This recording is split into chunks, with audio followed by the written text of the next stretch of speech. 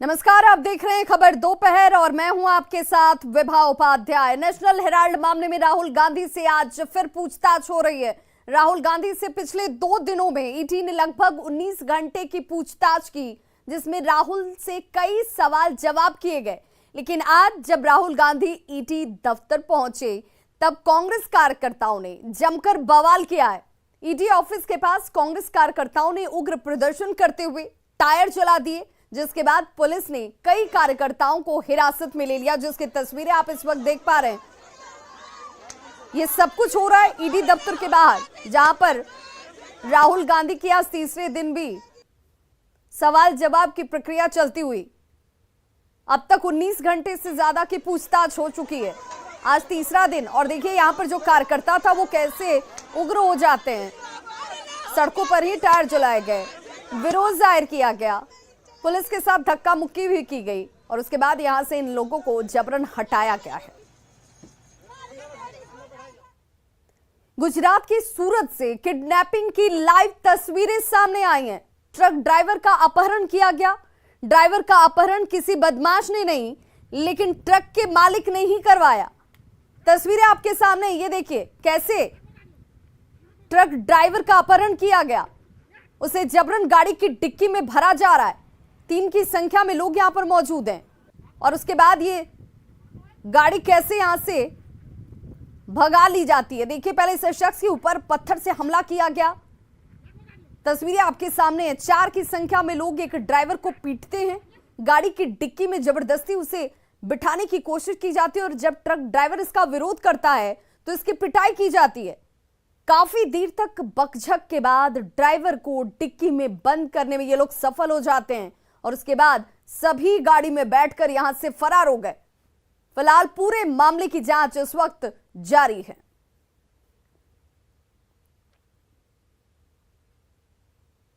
गुजरात के वडोदरा से हैरान करने वाली तस्वीर सामने आई। यहां बारिश के बाद सड़कों पर लोग गिरते नजर आ रहे हैं। ये देखिए जरा तस्वीर। बारिश के बाद सड़क पर छिछलन कैसी कि एक पहले गाड़ी यहां पर गिरती है, उसके बाद पीछे से आती है, एक एक करके तमाम गाड़ियां जो हैं वो फिसलने लगती हैं। सड़क पर ऑयल होने की वजह से बाइक सवार सड़कों पर गिरने लगे। अगर इसका समाधान और निदान नहीं किया गया होता तो बड़ा हादसा हो सकता है। और ये देखिए क्या हालात बन गए, किसी ने सोचा नहीं होगा। खाली खुली सड़क, लेकिन इसके बावजूद एक एक करके लोग यहां पर गिरते चले जा रहे हैं। तेज रफ्तार अगर कोई गाड़ी पीछे से आ रही होती तो बड़ा नुकसान हो सकता था।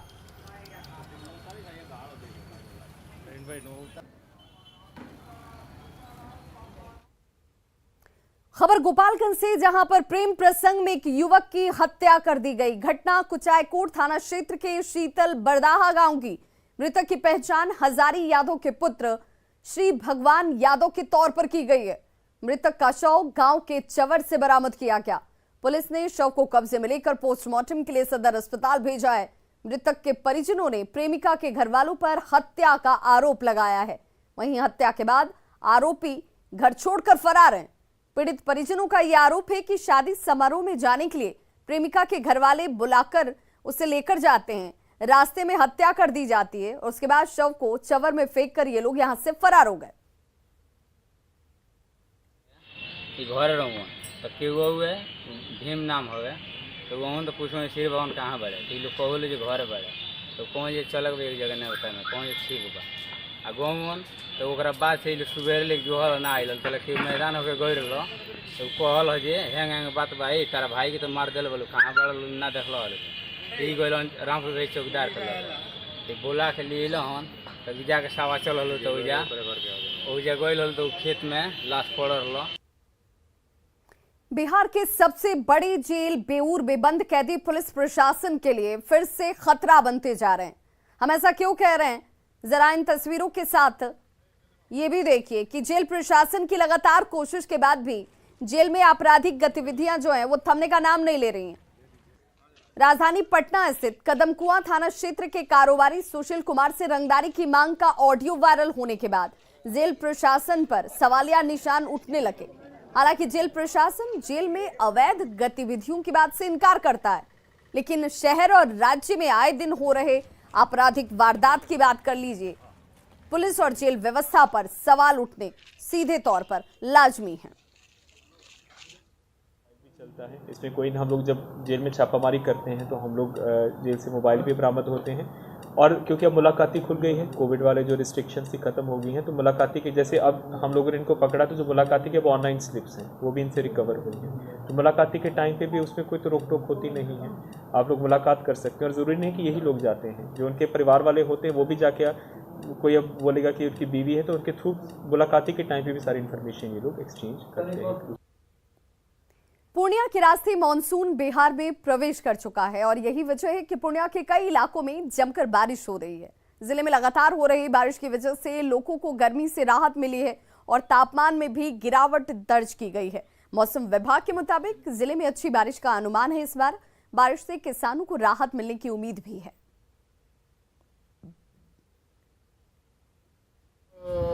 बिहार में प्रवेश कर चुका है और इसकी प्रेस विज्ञप्ति एमसी पटना के द्वारा जारी कर दी गई है और आने वाले समय में मानसून के प्रभाव से अच्छी बारिश होने की संभावना है। तो मानसून में पटना को जल जमाव से बचाने की कवायद में प्रशासन जुटा हुआ है। पटना कमिश्नर और डीएम ने पटना के तमाम नालों की उड़ाही और तैयारियों का जायजा लिया और तय समय में काम को पूरा करने के निर्देश दिए। देखिए संवाददाता रवि एस नारायण की एक खास रिपोर्ट। मानसून पूर्व जो तैयारियां हैं नालों की उड़ाही को लेकर के उसे लगातार कार्यरूप दिया जा रहा है और उसके लेकर के जो कमिश्नर हैं, डीएम हैं, तमाम लोग जो हैं वो अभी मुआयना करने के लिए निकले हैं और किस कदर लगातार सवाल खड़े होते रहे हैं कि जिस कदर जो नाले हैं वो पूरी तरह से साफ नहीं हुए हैं, जो गड्ढे हैं वो अभी तक बचे हुए हैं। तो मानसून में इस बार जो है वो पटना डूबे नहीं, उसको लेकर के तमाम तैयारियां जो हैं वो कैसी हैं, इसे लेकर के लगातार जो है वो आज एक बड़ी मुहिम छिड़ी है और कमिश्नर और डीएम तमाम नगर आयुक्त जो हैं वो निकले हैं आज और सबका मुआयना कर रहे हैं कि किस कदर जो है वो काम चल रहा है और बरसात में लोगों की मुश्किलें जो हैं वो बढ़े ना। हमारे साथ कमिश्नर सर लोगों को लगातार यही अंदेशा है कि इस बार भी मानसून में पटना कहीं डूबे ना, उसको लेकर के क्या? मानसून के पूर्व जो तैयारी है उसमें सारी तैयारियां जो निर्धारित मानक है उसके अनुसार किया जा रहा है। खास करके बड़े नालों की साफ सफाई है वो समय से पूरे किए गए हैं। उसके साथ साथ जो सब्सिडियरी नाले हैं उसकी भी साफ सफाई पूरी की गई है। अब देखने वाली बात है कि जिस ढंग से एजेंसियां काम कर रही हैं और जो निगरानी है वो कितना सफल होता है और ये जो दावे हैं वो कितना पुख्ता रह पाते हैं। कैमरा पर्सन दीपक के साथ रवि एस नारायण, न्यूज 18 पटना। बिहार में शराबबंदी कानून को मजबूती देने और शराब माफियाओं और तस्करों पर शिकंजा कसने के लिए मुख्यमंत्री नीतीश कुमार समय समय पर समीक्षात्मक बैठक करते रहे हैं। मुख्यमंत्री नीतीश कुमार ने हाल में शराबबंदी की समीक्षा भी की थी और अपने स्तर पर कई जरूरी निर्देश भी उन्होंने दिए। मुख्यमंत्री की पहल के बाद मद्य निषेध विभाग को सरकार ने एक अनोखी सौगात दी है और ये सौगात है गंगा में दौड़ने वाले स्पीड बोट। बिहार में शराबबंदी कानून को मजबूत बनाने के लिए लगातार प्रयास किए जा रहे हैं। पिछले दिनों मुख्यमंत्री नीतीश कुमार की अध्यक्षता में एक बैठक भी हुई थी और सीएम के स्तर पर कई निर्देश दिए गए थे और पटना में शराबबंदी अभियान को और आगे पहुंचाने के लिए स्पीड बोट का सहारा लिया जा रहा है। और इस वक्त हम स्पीड बोट पर खड़े हैं और देखिए स्पीड बोट जो है यहाँ पर डेस्टिनेशन की तरफ बढ़ता हुआ दिख रहा है यहाँ पर और लगातार यहाँ पर हम बीच गंगा में हैं और जो अधिकारी हैं वो इस वक्त नेतृत्व कर रहे हैं इस पूरे अभियान का और इस बोट में कई खासियत है और फिलहाल जो मद्य निषेध विभाग के अधिकारी हैं उनसे हम बात करते हैं।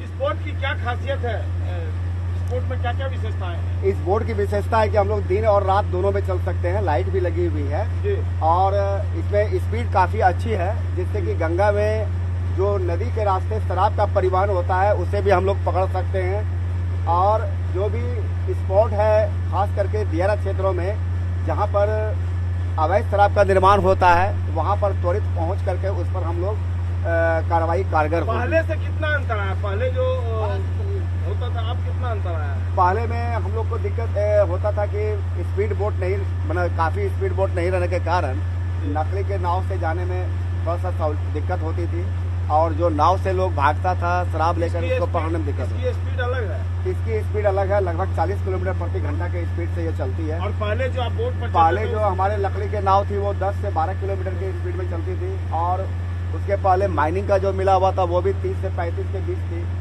तो ये रिस्पॉन्स टाइम कम हुआ है। ये रिस्पॉन्स टाइम कम हुआ है, और हम लोग अब बड़ी मुस्तैदी के साथ हम लोग कार्रवाई करने में सक्षम है।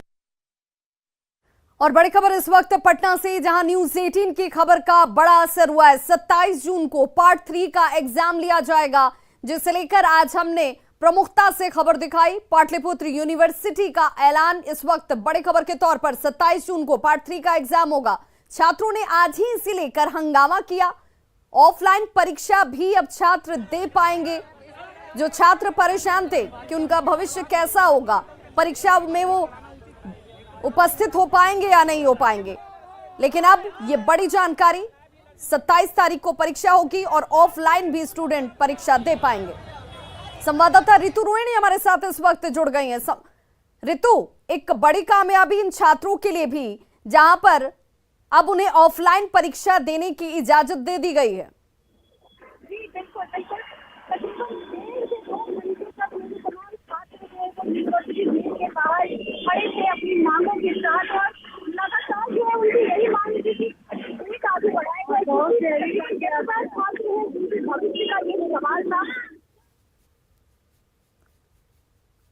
तो संवाददाता ऋतु रोहिणी की आवाज सही तरीके से नहीं पहुंच पा रही है, लेकिन छात्र अब इसे लेकर खुशी जाहिर कर रहे हैं, क्योंकि उनकी मांग थी कि उनका एक और साल बर्बाद न जाए। न्यूज 18 ने इस खबर को प्रमुखता से दिखाया। छात्र हंगामा कर रहे थे। उनका सीधे तौर पर यह आरोप था कि कोई सुनने वाला नहीं है, ना विश्वविद्यालय सुन रहा है, ना ही कॉलेज सुन रहा है, ना यूनिवर्सिटी में जब पहुंचते हैं तो कोई रिस्पॉन्स कर पा रहा है। तो हम क्या परीक्षा में उपस्थित हो पाएंगे या नहीं हो पाएंगे? क्या परीक्षा देने से वंचित रह गए तो फिर आगे पढ़ाई का औचित्य क्या है? अब तमाम सवालों के जवाब सामने। 27 तारीख को परीक्षा होगी और ऑफलाइन भी ये स्टूडेंट्स इसमें शामिल हो पाएंगे।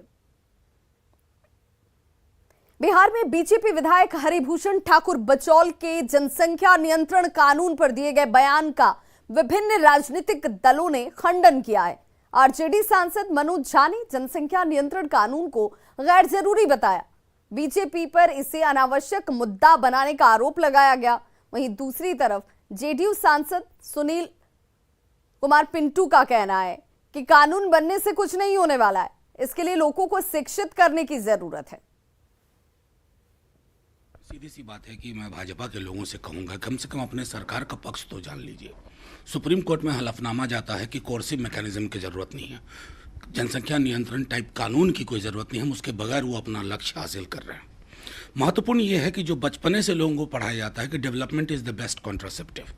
आप राज्यवार देख लीजिए, क्षेत्रवार देख लीजिए कि जहाँ जहाँ मानव सूचकांक पर काम हुआ है वहाँ कोई फर्टिलिटी जो रेट है वो डिक्लाइन पे है। बिहार जैसे भी राज्य में स्टेबिलिटी की ओर अग्रसर है, उसमें ये डॉग विसिल पॉलिटिक्स करना चाहते हैं भाजपा के लोग। देखिए, सबसे बड़ी बात है कि हमारे देश की जितनी आबादी तेजी से बढ़ती जा रही है, जनसंख्या पर नियंत्रण होना बहुत जरूरी है। अब ये कानून के माध्यम से हो या लोगों के अंदर में अवेयरनेस लाके हम उनको रोकें कि हम जितना ये जो बढ़ रही आबादी इसको कैसे रोकेंगे। कानून बन जाने से ही सिर्फ सब कुछ नहीं हो जाता। ठीक ही हमारे नेता कहते हैं, माननीय मुख्यमंत्री जी, कि जब तक कि अगर बच्चियां अगर शिक्षित हो जाती है, अगर हम बच्चियों को पढ़ा लेते हैं तो वो सबसे बड़ा जो उनके अंदर में अवेयरनेस आएगी कि वो घर में ही खुद से इस बात का प्लान बनाते हैं कि 1 से 2 बच्चा ना हो। बिहार टीटी को लेकर शिक्षा मंत्री विजय चौधरी का बड़ा बयान सामने है, जिसमें टीटी को लेकर संशय की स्थिति जब बनी हुई थी तो उसे उन्होंने दूर किया है। टीटी को बंद नहीं किया गया है, ये कहते हुए नजर आए शिक्षा मंत्री। विभाग के फैसले को लोगों को समझने में, इन स्टूडेंट्स और अभ्यर्थियों को समझने में गलती हुई है। बिहार में टीटी की परीक्षा होती रहेगी। फिलहाल सिर्फ 7वें चरण की शिक्षक बहाली को जल्द पूरा करना सरकार की प्राथमिकता है और इसीलिए सिर्फ 7वें चरण की बहाली तक टीटी की परीक्षा नहीं ली जा रही है। नई टीटी परीक्षा लेने से नियुक्ति में और देरी हो सकती है, विलंब हो सकता है। सीटेट और बीटेट दोनों के सफल अभ्यर्थियों इसमें उम्मीदवार के तौर पर होंगे। कि सरकार ने या विभाग ने कोई ऐसा निर्णय नहीं लिया है कि राज्य सरकार अब पात्रता परीक्षा नहीं लेगी। ये तो वर्तमान स्थिति है जो हमारे पास रिक्तियां उपलब्ध हैं और जितनी संख्या में पहले ही पात्रता परीक्षा उत्तीर्ण होके योग्य अभ्यर्थी मौजूद हैं, इस परिप्रेक्ष्य में ये निर्णय लिया गया है कि ये अगले चरण की नियुक्ति प्रक्रिया हम लोग जल्दी से पूरी कर लें, नहीं तो फिर नियुक्तियां और भी अधिक लंबित हो जाएंगी, विलंबित हो जाएंगी। तो ये न छात्र हित में अच्छा है, न शिक्षा के हित में अच्छा है, न अभ्यर्थियों के हित में अच्छा है। इसलिए पहली बात तो सरकार ने या विभाग ने बिहार पात्रता परीक्षा आयोजित नहीं करने का फैसला लिया है, ऐसी कोई बात नहीं है। न हम लोगों ने इसे बंद करने का फैसला लिया है।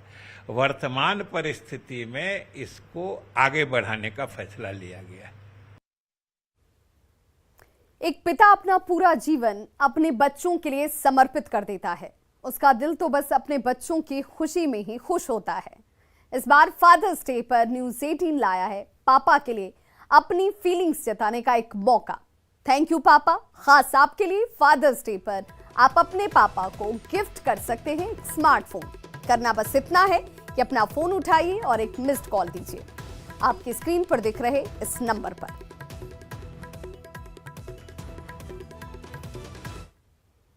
तो खबरों का सिलसिला लगातार जारी, आप देखते रहिए न्यूज़ 18 बिहार झारखंड। यहां खबरों का सिलसिला कभी नहीं थमता।